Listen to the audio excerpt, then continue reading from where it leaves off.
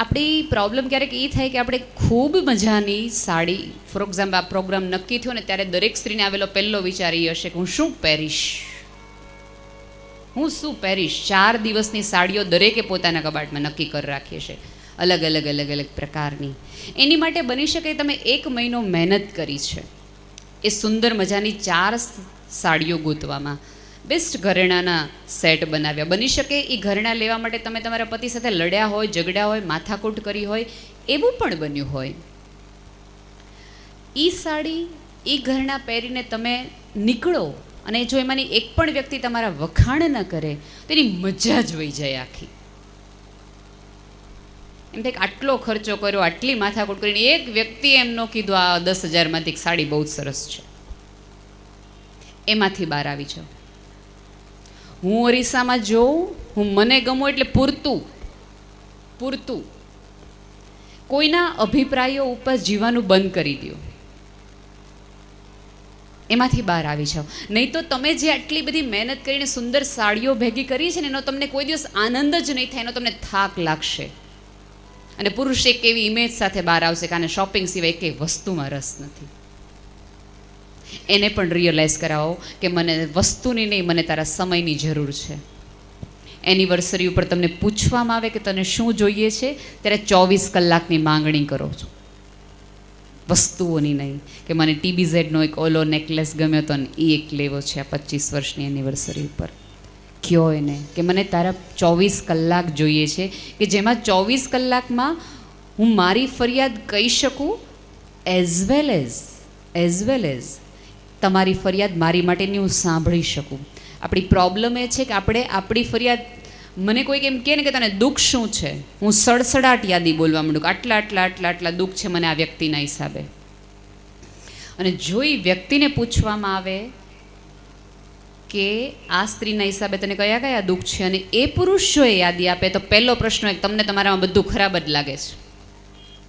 એટલે એ કે સાચું ને હું કવિ ખોટું. એની બધી ગેરસમજણ ને મારી બધી સમજણ, એ વિગતો ખોટી, એ માન્યતાઓ ખોટી. લગ્ન જીવન તો બહુ સુંદર મજાની વ્યવસ્થા છે. મારા અસ્તિત્વનો સૌથી વધુ ઉત્સવ જો કોઈ વ્યવસ્થા કરી શકતું હોય તો એ લગ્ન વ્યવસ્થા છે.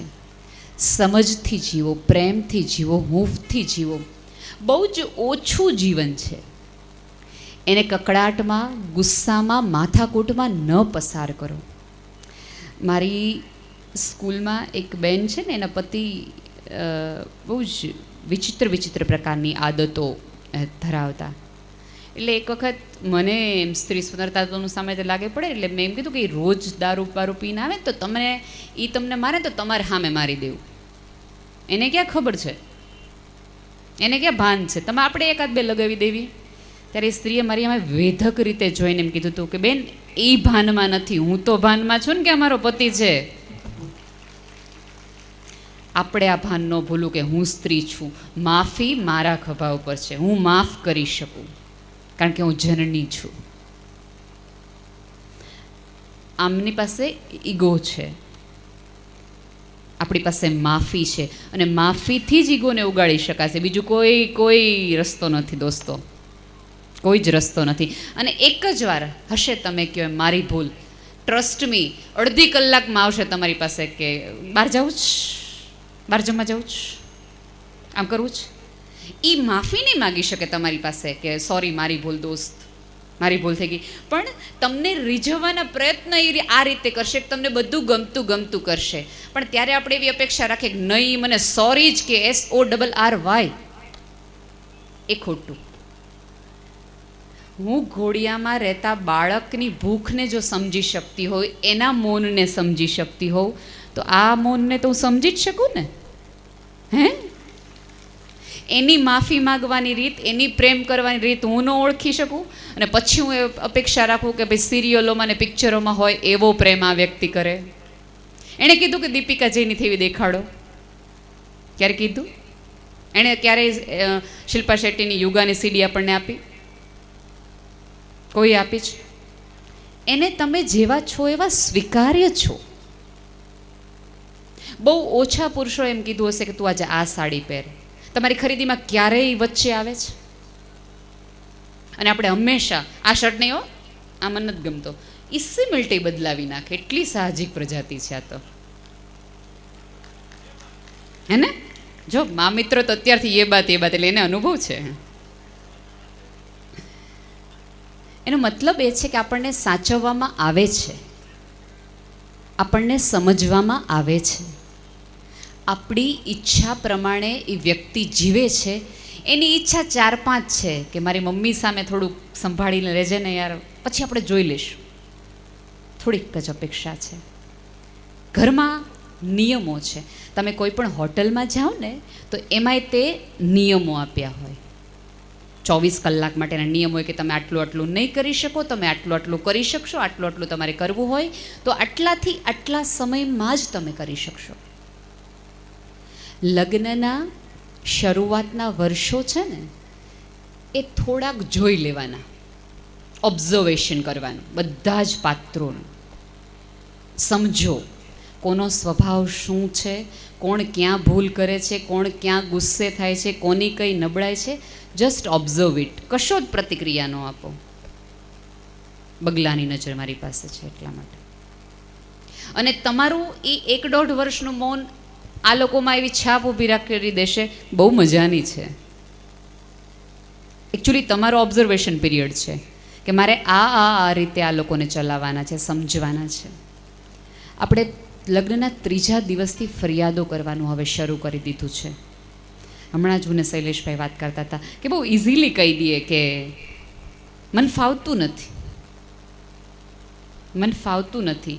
તો મારે એ દરેક દીકરીઓને અને દરેક સ્ત્રીઓને કહેવું જોઈએ કે 43 ગરમીમાં પ્યોર સિલ્કની સાડી પહેરી, ખૂબ બધા ઘરેણાં પહેરી, પોઇન્ટેડ હિલ ન સચવાતી હોય તોય પહેરી એડજસ્ટ થઈને જો તમે સુંદર દેખાઈ શકતા હોય, તમારી જાતને આ વ્યવસ્થામાં ફવાવી શકતા હોય તો આ તો બહુ મોટી વ્યવસ્થા છે યાર.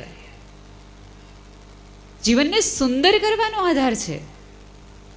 આટલી બધી ન ફાવતી અસુવિધામાં જો હું સુંદર દેખાવાનો એક પ્રયાસ કરતી હોય, નિરર્થક, મારા કમ્ફર્ટ ઝોનને હું છોડીને હું આટલું કરતી હોઉં, તો આ તો બહુ મોટી લાંબી યાત્રા છે કે જ્યાં મારે આજીવન સુંદર દેખાવાનું છે. આજીવન. અને બિલીવ મી, જગતની એક વ્યક્તિના આંખમાં જો તમારી માટે સન્માન નહીં હોય ને તો મને આ સ્ટેજ ઉપરથી ગમે એટલું સન્માન મળે ને મને મજા જ ન આવે. મને સન્માન એક જ વ્યક્તિ પાસેથી જોઈએ, મારી વ્યક્તિ પાસેથી. એ મને એમ કે નેહલ તું સરસ, તો મને જગતના તમામ નોબેલ પ્રાઇઝ મળે, તમામ પ્રાઇઝ મળે. એ કરો. એની આંખમાં તમારી માટેનું સ્વમાન અને સન્માન તમે ઊભું કરો. કારણ કે એમને શીખવવું પડે છે, એમને શીખવવું પડે છે. બહુ મજાના મિત્રો છે, મિત્ર બનવા માટે જ જન્મ્યા છે. સખા એવો ભાવ એમનામાં છે. જે દિવસે પત્ની બન્યા તે દિવસે એમ કહેશે કે બહુ કચકચ કરે છે. બેનપણીને એની સાથે વાત કરો. આપણે શાસ્ત્રોમાં તો શ્લોક છે, ભોજેશુ માતા સયને સુરંભા છે. આવા શ્લોક પુરુષો માટે કે આટલા બધા રોલ એ નિભાવી શકશે. એને મસ્તી કરવી છે તો હું એની મિત્ર છું, એને રોમાન્સ કરવો છે તો હું એની પ્રેમિકા છું, એ મૂંઝાય છે તો એની સલાહકાર, હું એની મંત્રી છું, એને પીરસતી વખતે હું એની માં છું. કારણ કે હું સ્ત્રી છું. હું આ બધા જ રોલ એક સાથે 24 કલાકમાં 24 વાર નિભાવી શકું છું, કારણ કે હું સ્ત્રી છું. અને હું ગર્વથી કહું છું કે હું સ્ત્રી છું. ન જ કહેવું કે મને કોઈ જન્મે સ્ત્રી ન મળે, સ્ત્રી ન થાવ. ના ના, ઈશ્વર જેના ઉપર વધુ જવાબદારી મૂકી શકે ને એને સ્ત્રી બનાવે, એને સ્ત્રી બનાવે. જે 1 થી 2 જ જવાબદારી ચલાવી શકે ને એને પુરુષ બનાવે. પણ મિત્રો, પુરુષો જે જવાબદારી નિભાવે છે ને એ તો ખરેખર બહુ મોટી